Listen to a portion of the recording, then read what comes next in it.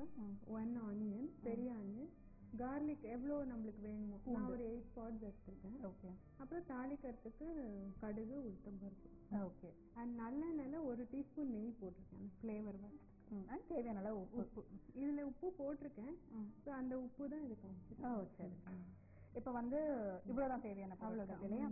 இப்போ இந்த மசால் தோசைக்கு பார்த்தீங்கன்னா மசால் தனியாக ரெடி பண்ணி வச்சுருக்கோம். தோசைக்கான மாவு தனியாக இருக்குது. அண்ட் இவங்க இதில் வேற ஏதோ ஒரு சர்ப்ரைஸாக ஏதோ பண்ண போகிறாங்கன்னு சொன்னா இல்லையா? அதுக்கான பொருட்கள் என்னன்னு பார்த்தீங்கன்னா, ஒரு பெரிய வெங்காயம் கட் பண்ணி வச்சுக்கோங்க. பொடியாக கட் பண்ணோன்னு இல்லை, ஓரளவுக்கு பெருசு பெருசாகவே கட் பண்ணி வச்சுக்கோங்க. நம்ம அரைக்க தான் போகிறோம். ஸோ ஒரு பெரிய வெங்காயம், ஒரு 8 பல்லு பூண்டு, புளி. இந்த புளி சாஃப்ட் ஆக்கணுங்கிறதுக்காக கொஞ்சமாக வெந்நீர் விட்டு, அதாவது புளி கரைச்சலா இல்லாமல் கொஞ்சமாக வெந்நீர் விட்டு அது நல்லா ஊறினதுக்கு அப்புறம் பார்த்தீங்கன்னா சாஃப்ட் ஆகிடும் அந்த புளி. அது மேலே கொஞ்சம் உப்பு தூவி வச்சுருக்காங்க. அப்புறம் ஒரு 4 காஞ்ச மிளகா, இவ்வளோண்டு ரொம்ப ஒரு ஒரு பாக்கு, ஒரு கொட்டைப்பாக்கு அளவுக்கு வெல்லம், அப்புறம் தாளிக்கிறதுக்கு நல்லெண்ணெய், கடுகு, உளுத்தம் பருப்பு இதெல்லாம் வச்சுருக்காங்க. ஸோ அது என்ன பண்ண போறீங்க, அதை வச்சுட்டு சொல்றீங்களா?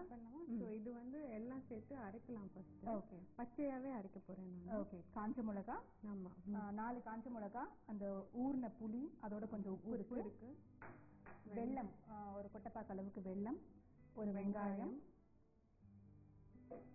பூண்டு இல்லையா? எல்லாத்தையும் சேர்த்து அரைச்சி போட்டுடலாமா எல்லா பூண்டும்? ஆமா.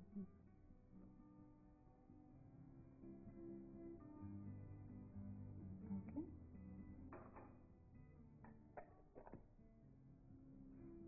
எல்லாம் சேர்த்து நல்லா நைஸா அரைச்சிக்கணும். தண்ணி விடலாமா? இல்ல தண்ணி வேண்டாம், வெங்காயம் இருக்கிற தண்ணி. ஓகே.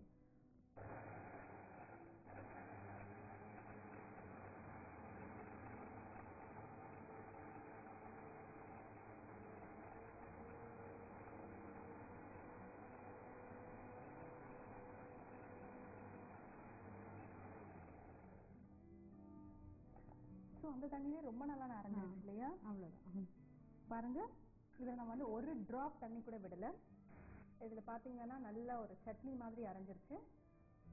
ஒரு பெரிய வெங்காயம், 8 பல்லு பூண்டு, கொஞ்சம் வெல்லம், அப்புறம் 4 காஞ்ச மிளகா, புளி, அண்ட் அந்த கொஞ்சம் உப்பு சேர்த்துருக்கோம். அவ்வளோதான். புளியோடய உப்பு போட்டுட்டேன். அதான் இதுக்கு தேவையான உப்பு.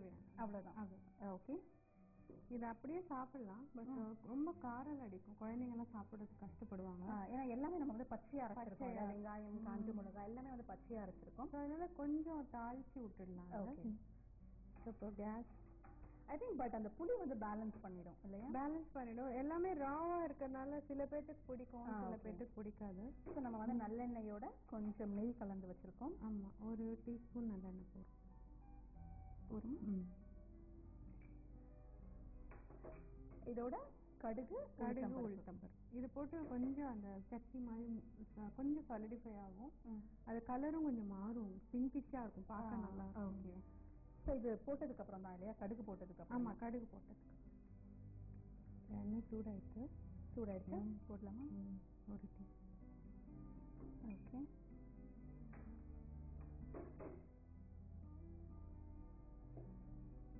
ஜஸ்ட் நம்ம ஒரே ஒரு ஸ்பூன் நல்லெண்ணெய் தான் விட்டுருக்கோம். தேவையான அளவு கடுகும் உளுத்தம் பருப்பு போட்டுட்டு இந்த அரைச்ச சட்னியில அதில் போட்டுருவோம். கடுகு வெடிக்கட்டும், இல்லைன்னா கசக்க ஆரம்பிச்சிடும். ஆமா, அதுல சல்ஃபர் இருக்கு சொல்றாங்க இல்லையா, அது ரிலீஸ் ஆகும். அப்பதான் அது நல்லது உடம்புக்கு. ஸோ வெடிக்கிறது போட்டுடலாம்.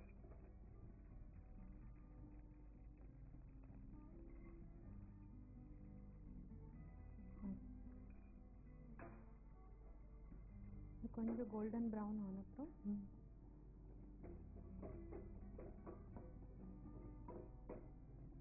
அண்ட் கடுகு கூட நிறைய யூஸ் பண்ணக்கூடாதுன்னு சொல்றாங்க. ஆமா, கொஞ்சமா தான் யூஸ் பண்ணணும்.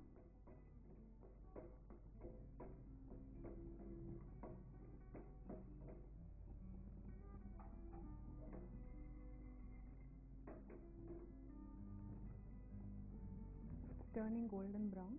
ஸோ இப்போ இதை ஆட் பண்ணிடலாம். அது அந்த என்ன இது சட்னி சாப்பிட்றதுக்கு அந்த கொஞ்சம் கிறிஸ்பியா அது வரும். அதனால ஃப்ரெஷ்ஷா பண்றது இது பெட்டர். ஓகே. எப்போ பண்ணீங்களோ தோசை இது அரைச்சி வச்சுனா கூட இது அப்புறம் லாஸ்ட்ல பண்ணினா.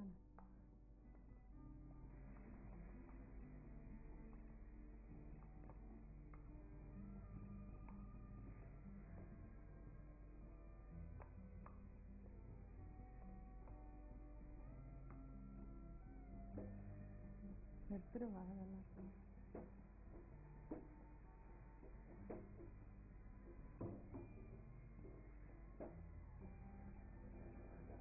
ஸோ இதில் கொஞ்சம் இருக்கு அந்த மாய்ஸ்சர் போயிடும் இல்லையா, அது ட்ரை ஆகிடும். ஆமாம், அந்த ஃப்ளேவர் வருது பாருங்க, கொஞ்சம் அந்த கலரும் கொஞ்சம் மாறி. ஓகே ஓகே, ஒரு ஒரு டிஃப்ரெண்ட்டான ஒரு சட்னியாக இருக்கும். ஆமாம், இது ஆசிட்ஸ் கூட தொட்டு சாப்பிடலாம்.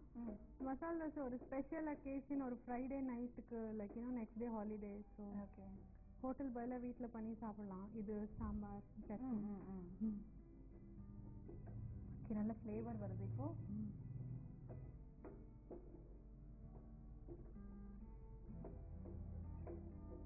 ஸோ நல்ல லோ ஃப்ளேம்லேயே வச்சுக்கோங்க.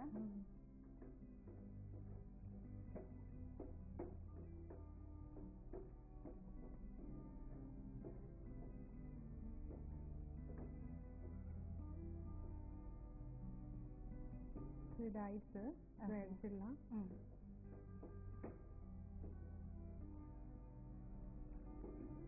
இப்போ இது வச்சிடலாம்ல, ஹீட் ஆகட்டும். பேன்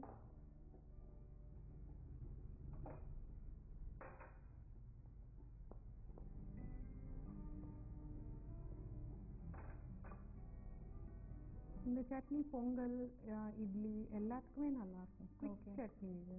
இப்போ வந்து நம்ம நிறைய பேர் வந்து ரொம்ப ஹெல்த் கான்ஷியஸ் ஆயிட்டாங்க. ஸோ தேங்காய் யூஸ் பண்ணாம ஒரு சைட் டிஷ், ஒரு சட்னி வேணும்னா கண்டிப்பா இந்த சட்னியை ட்ரை பண்ணலாம். இதுல வந்து தேங்காய் கிடையாது, வெறும் வெங்காயம், காஞ்ச மிளகாய், புளி தான் இல்லையா, பூண்டு. ஓகே, எல்லாமே நல்லதுதான், ஹெல்த்தி தான். கொலஸ்ட்ரால் பீப்புள் சாப்பிடலாம். நிறைய எண்ணெய் கூட நீங்க யூஸ் பண்ணலாம். ரொம்ப இல்லை, ஒரே ஒரு ஸ்பூன் எண்ணெய் தான்.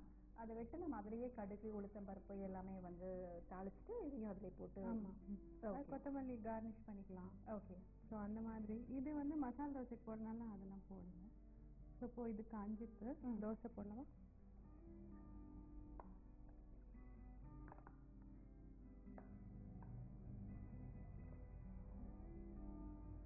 இது வந்து கொஞ்சம் தின்னா இருக்கணும் இல்லையா? ஆமாம்.